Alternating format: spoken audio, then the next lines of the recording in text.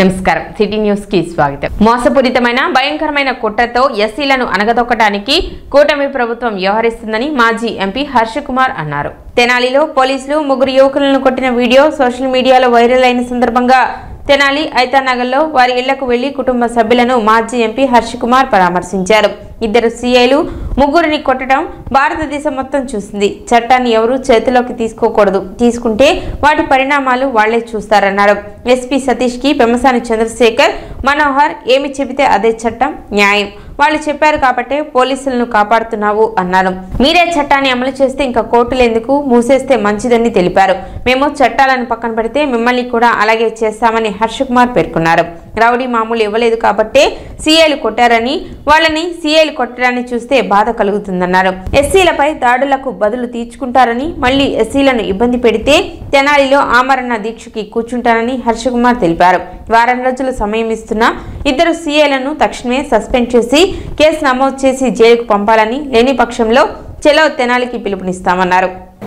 న్యాయం జరగాలండి. ఇప్పుడు కాళ్ళు మామూలుగా ఏదైనా సరే కావాలనే చేశారు.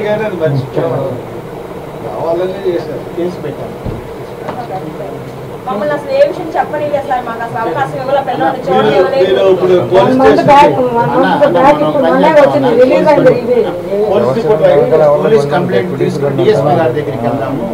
ఇన్సిడెంట్ సభ్య సమాజం అంతా తలంచుకునే ఇన్సిడెంట్. నా పక్కన కూర్చున్న వాళ్ళందరూ కూడా పేరెంట్స్. దీంట్లో ఒక అబ్బాయి పేరు రాకేష్, దోమ రాకేష్, షేక్ బాబులాల్, చేబ్రోలు జాన్ విక్టర్, ముగ్గురు. ఈ ముగ్గురిని కొట్టడం అన్నది మొత్తం భారతదేశం అంతా చూసింది. చట్టాన్ని చేతిలో తీసుకున్నట్లయితే మరి పరిణామాలు ఏ రకంగా ఉంటాయో పోలీస్ డిపార్ట్మెంట్కే బాధ్యత. ఈ ముగ్గురు అబ్బాయిల మీద దాడి వాళ్ళు ఏం చేయనివ్వండి, ఈరోజు అంత దారుణంగా కొట్టి ఆ కుర్రోళ్ళని జైల్లో పెట్టారంటే ముగ్గురిని, అసలు చట్టం ఎక్కడుంది, న్యాయం ఎక్కడుంది? న్యాయస్థానాలు మూసేయండి, జిల్లా కోర్టులు, మ్యాజిస్ట్రేట్ కోర్టులు అన్నీ మూసేయండి. మూసేస్తే ఇట్స్ గుడ్. మీరే శిక్ష మొదలు చేసేస్తే ఇంక కోర్టులు ఎందుకు? మీరెవరు అసలు? కొట్టడానికి మీకు హక్కే ఉంది. అసలు కొట్టే హక్కులు పోలీసులకు ఎవరిచ్చారు? రోడ్డు మీదకి, నడి రోడ్డు మీదకి తీసుకొచ్చి కొడతారా? ఎంత ధైర్యం! ఏదో థర్డ్ డిగ్రీ అని చెప్పి లోన ఏడుస్తూ ఉంటారు ఇన్వెస్టిగేషన్ పేరు మీద. ఏకంగా మీరు ఇంత ధైర్యంగా వచ్చి అదేమో గంజాయి అమ్మితే పట్టుకున్నారా, లేదా పోలీసులు కొట్టారా? పోలీసులు కొడితే పోలీసుల ఎమ్మెల్సీ సర్టిఫికేట్ అది. ఇది మోసపూరితమైన ప్రభుత్వం, భయంకరమైన ప్రభుత్వం. దీనికి ఖచ్చితంగా మేము బదులు తీసుకుంటాం. బదులు తీసుకునే సమయం ఉంది, తీసుకుంటాం. మళ్ళీ ఇక్కడున్న ఎస్సీ కుర్రోళ్ళని కానీ, ఎస్సీ నాయకులను కానీ, ఎస్సీ లాయర్స్ని కానీ మళ్ళీ మీరు ఇబ్బంది పెట్టారంటే మళ్ళీ ఐతానగర్కి వచ్చి నేను ఆమరణ నిరాహార దీక్ష కూర్చుంటాను. ఇమ్మీడియట్గా ఆ ఇద్దరు పోలీసులని సస్పెండ్ చేసి, అరెస్ట్ చేసి, దానికి తగిన సెక్షన్లు పెట్టి అరెస్ట్ చేసి జైలుకి పంపితేనే విచారణ చేయాలి సిట్టింగ్ జడ్జితో. ఆ డిమాండ్ వారం రోజుల్లో టైం ఇస్తున్నాం. అది లేకపోయినా సరే నేను ఇక్కడికి రావడం బట్టు ఖచ్చితంగా జరుగుతుంది. చెలో తెనాలి పిలిపించి, చెలో ఐతానగరం తెనాలి అని పిలిపించి మళ్ళీ వారం రోజుల్లో ఇక్కడికి వచ్చి ఇక్కడికి అనౌన్స్ చేయడం మటు కూడా జరుగుతుందని మీ అందరికీ, మీ తరపున ప్రభుత్వానికి హెచ్చరిస్తాం.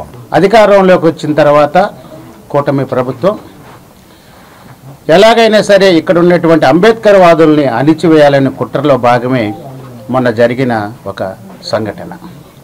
యాక్చువల్గా రౌడీ షీటర్లు కర్ణుడికి కవచకుండలాలు ఉన్నట్టుగా పుట్టినప్పుడే వాళ్ళకి రౌడీ షీట్లు లేవు. ఏదైతే నడి బజార్లో దారుణంగా వాళ్ళని కొట్టారో, ప్రజా హక్కులు ఎక్కడైతే ఉల్లంఘించారో, ఆ తర్వాత వారు చేసిన తప్పిదాన్ని తప్పించుకోవడానికి వీళ్ళ మీద రౌడీ షీట్ అనేటువంటి ముద్ర వేయడానికే రిమాండ్కి పంపించేటప్పుడు కూడా వీళ్ళ మీద రౌడీ షీట్ లేదు. తర్వాతే రౌడీ షీట్ ఓపెన్ చేసి కుక్కను చంపాలంటే పిచ్చి కుక్కని ఎలా ముద్రేయాలో అట్లానే సభ్య సమాజానికి వీళ్ళు రౌడీ షీటర్లు, గంజాయి అమ్మేవాళ్ళు, పోకిరీలు, చైన్ స్నాచింగ్ చేసేవాళ్ళు అనేటువంటి ఒక ముద్ర వేసి మా దళిత బిడ్డల జీవితాలతో ఆడుకున్నటువంటి ఈ పోలీసు వ్యవస్థను చూస్తుంటే రాష్ట్ర వ్యాప్తంగా కూడా ప్రజలందరూ కూడా చేదరించుకుంటున్నారు, సిగ్గుపడుతున్నారు. నువ్వు సుమారు నెల క్రితం మా ఐతానగర్కి చెందినటువంటి దళిత యువకుణ్ణి గంజాయి కేసులో ఇరికిస్తాం, నీ జీవితం నాశనం చేస్తామని బెదిరించి వాళ్ళ కుటుంబాల సభ్యుల చేత నువ్వు ₹1,00,000 లంచంగా తీసుకోలేదా? మేము మా రాజ్యాంగం సాక్షిగా ప్రమాణం చేస్తాం, నువ్వు ఏ మత గ్రంథం సాక్షిగా ప్రమాణం చేస్తావో నిరూపించు. దానికి సంబంధించిన ఆధారాలు, వీడియో క్లిప్పింగ్లు, వాయిస్ అన్నీ మా దగ్గర ఉన్నాయి. మొన్న సంఘటన తర్వాత ఎవరికి నమ్మకం లేదు, విశ్వాసం లేదు. తిరిగి ఆ విశ్వాసాన్ని, నమ్మకాన్ని మీరు సంపాదించాలంటే ఇమ్మీడియట్గా సస్పెన్షన్ కాదు, వాళ్ళని విధుల నుంచి శాశ్వతంగా తొలగించండి.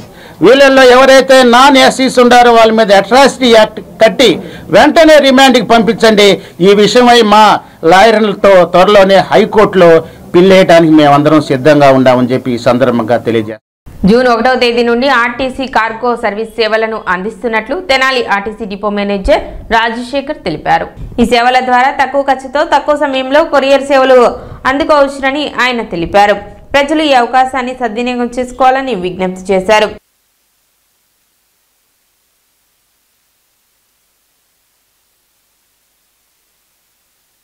తెనాలి పట్టణ ప్రజలకి మరియు పరిసర ప్రాంత ప్రజలకి ఏపీఎస్ఆర్టీ తెనాలి తరఫున గుడ్ మార్నింగ్ అండి.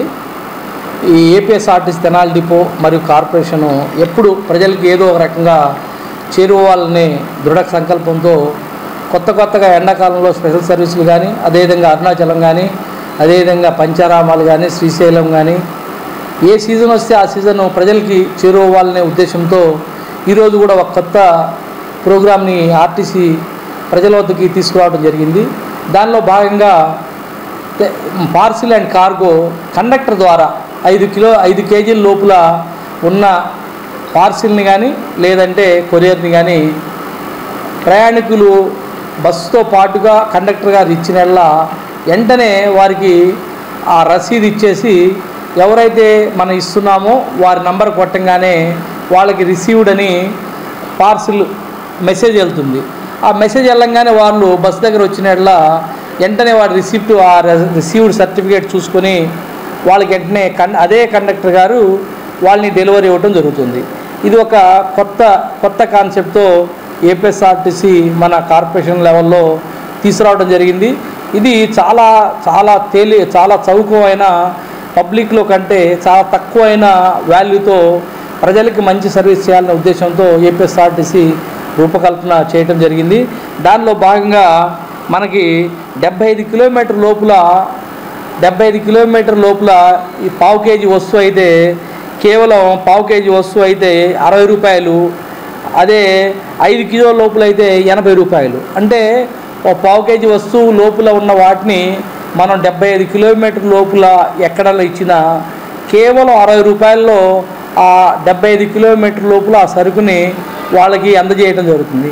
అదేవిధంగా 5 కేజీల లోపల కనుక అదే ఐటము 75 కిలోమీటర్ లోపల ఉంటే కేవలం ₹80 లోపల తీసుకెళ్ళటం జరుగుతుంది. అదే మన ప్రైవేట్ ఆపరేటర్లు అయితే కనీసం ₹200-300 ఛార్జ్ చేస్తారు.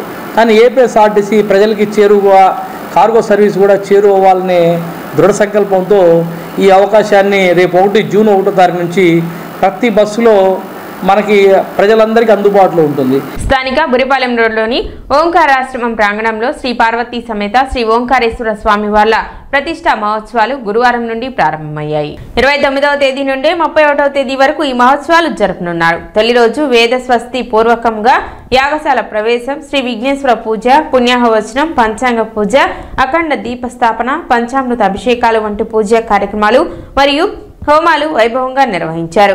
3 రోజుల పాటు జరిగే ఉత్సవాలలో భక్తులు విశేషంగా పాల్గొని జయప్రదం చేయాలని ఆలయ ఈవో అవుతు శ్రీనివాసరెడ్డి కోరారు. బురిపాలెం రోడ్లో వేయించేసినటువంటి ఓంకారేశ్వరంలో నూతనంగా నిర్మించిన ఓంకారేశ్వర స్వామి వారి దేవాలయము మరియు సర్వ సాల్వేశ్వర స్వామి దేవాలయము పరివార దేవతల్లో ప్రతిష్టా మహోత్సవానికి త్రయాధ్యక్షతో ఈ రోజున ఉదయం ప్రారంభమైన గణపతి పూజ ప్రారంభమైనవి. రేపొద్దున ఇవాళ సాయంత్రం ధ్వజస్తంభం కూడా గ్రామోత్సవం జరుగుతుంది. ఈ ధ్వజోత్సవంలో భక్తులందరూ కూడా పాల్గొని ధ్వజస్తంభాన్ని దర్శించి వారి యొక్క కోరికలు తీర్చుకోవాల్సిందిగా కోరుతున్నాము. అదేవిధంగా ఎల్లుండి 31వ తారీఖున ఉదయం 8:19 శ్రీ స్వామివారి ధ్వజ శిఖర కలశ మరియు ఇతర పరివార దేవత ప్రతిష్ట కార్యక్రమం జరుగుతుంది. తదనంతరం అన్నదాన కార్యక్రమం కూడా నిర్వహించున్నాము. ఈ కార్యక్రమంలో భక్తులందరూ పాల్గొని శ్రీ స్వామివారి కృప పాత్రలు కావాల్సిందిగా కోరుతున్నాం. కార్యక్రమంలో గ్రూప్ 2 దేవాలయాల కార్యనిర్వహణాధికారి హరిప్రసాద్, శాస్త్ర ప్రతిష్టాపకులు మామిళ్లపల్లి మృత్యుంజయ ప్రసాద్, దేశబోయిన మహేశ్వరరావు, గోపిశెట్టి నాగేశ్వరరావు, ఆదెన కృష్ణ, తాడిబోయిన అనిల్, తాడిబోయిన గోపి, అర్చకులు స్వర్ణ వెంకట నాగ కుమార్ శర్మ పాల్గొన్నారు. తెనాలి పట్టణంలో గురిపాలెం రోడ్లో కలిగినటువంటి శ్రీ ఓంకారాశ్రమం నందు ఈరోజు ప్రయాణిక దీక్షతోటి పరివార దేవతా సహితంగా అంటే విఘ్నేశ్వర స్వామి, పార్వతీదేవి, ధ్వజస్తంభము, గణపతి, నందీశ్వర స్వామి, కాలభైరవ స్వామి, అలాగే చండీశ్వర స్వామి, ధ్వజపీఠం సహితంగా, శిఖర సహితంగా, ధ్వజస్తంభ సహితంగా శ్రీ సర్వేశ్వర స్వామి వారి యొక్క నవగ్రహ దేవతల యొక్క శిఖర ప్రతిష్టలు ఇవన్నీ కూడా అత్యంత దిగ్విజయంగా ప్రారంభ సన్నాహంలో ఆలయ ప్రదక్షిణం చేసుకుంటూ అదేవిధంగా యాగశాల ప్రదక్షిణం చేసి ఈ కార్యక్రమం ప్రారంభించాం. ఇప్పుడే విఘ్నేశ్వర పూజ అయింది, పుణ్యాహవాచన కార్యక్రమం అయింది. తర్వాత పంచగవ్య పూజ అనేటువంటి కార్యక్రమం పూర్తవుతుంది. తదనంతరం స్వామివార్లందరికీ కూడా పంచామృతాభిషేకాలతోటి స్వామివార్లందరికీ కూడా బింబ ప్రోక్షణలు జరుగుతాయి. తర్వాత భక్తులందరూ కూడా స్వయంగా కూడా ఈ కార్యక్రమంలో పాల్గొనే విధంగా కూడా కార్యక్రమం ఏర్పాటు చేశాము. ఈరోజు సాయంత్రం అంకురారోపణ అనేటువంటి కార్యక్రమం, త్రిశూల మంటపార్చన, కుంభస్థాపన, శాంతి కుంభస్థాపన, అగ్ని ప్రతిష్టాపన అనేటువంటి కార్యక్రమం జరుగుతుంది. ధ్వజారోహణ అనేటువంటి కార్యక్రమం జరుగుతుంది. ఈ యజ్ఞ ప్రారంభంలో స్వతసిద్ధంగా అగ్నిని ఇక్కడ పుట్టించి ఆ కార్యక్రమాన్ని మనం యజ్ఞాన్ని ప్రారంభం చేస్తాం. రేపు వాస్తు పూజలు అలాగే జలాధివాసము అనేటువంటి కార్యక్రమం జరుగుతుంది. సిద్ధాంతి గారు ప్రసాద్ గారు ఆధ్వర్యంలో, పూజారి కుమార్ గారు ఆధ్వర్యంలో అన్ని కార్యక్రమాలు వైభవపేరితంగా జరుగుతున్నాయి. ఆ రోజు 31వ తారీఖు భోజన కార్యక్రమాలు, అన్నదాన కార్యక్రమాల్లో అందరూ భక్తులు పాల్గొని అందరికీ అన్నప్రసాదం చేయాలనే సంకల్పంతో మేము ఆ కార్యక్రమం చేస్తాం. ప్రతి నెల నిర్వహించే మెప్మా బజార్ను శుక్ర శనివారాల్లో నిర్వహిస్తున్నట్లు మున్సిపల్ కమిషనర్ బండి శేషన్న తెలిపారు. మెప్మా పొదుపు సంఘాల ద్వారా మున్సిపల్ కార్యాలయం ఎదురుగా నిర్వహించిన ఈ కార్యక్రమాన్ని పట్టణ ప్రజలు సద్వినియోగం చేసుకోవాలని కమిషనర్ శేషన్న తెలిపారు. మన పట్టణంలో ప్రతి నెల చివరి వారంలో మెప్మా వాళ్ళ ద్వారా, పొదుపు సంఘాల వాళ్ళ ద్వారా మున్సిపల్ ఆఫీస్కి ఎదురున్నటువంటి రోడ్డు దగ్గర మెప్మా స్ట్రీట్ అనేసి ఒకటి ఏర్పాటు చేస్తున్నాం. ఇది ప్రతి నెల అవుతూ ఉంది. ఈ నెలలో కూడా రేపు ఎల్లుండి యొక్క రెగ్యులర్ జరిగే ప్లేస్ ఏది ఉందో అక్కడ పెడుతున్నాం. కాబట్టి అక్కడ వివిధ గ్రూపుల వాళ్ళు వాళ్ళ ఇళ్ళలో తయారైనటువంటి రకరకాల ఫుడ్ ఐటమ్స్ కానీ, లేకపోతే ఇంకా డెకరేటివ్ ఐటమ్స్ కానీ, లేకపోతే ఇంకా లేడీస్కి సంబంధించినటువంటి కాస్మెటిక్స్, అలాగే క్లాత్, అలాగే ఆర్టికల్స్ ఇలాంటివన్నీ కూడా పెడుతున్నాం. కాబట్టి సో మున్సిపల్ ఆఫీస్కి ఎదురుగా పెట్టేటువంటి యొక్క స్ట్రీట్ ఏది ఉందో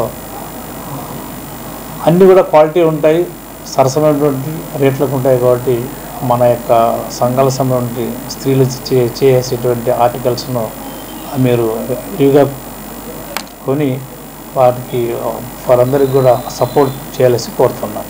సిటీ న్యూస్ ఇంతటితో సమాప్తం. నమస్కారం.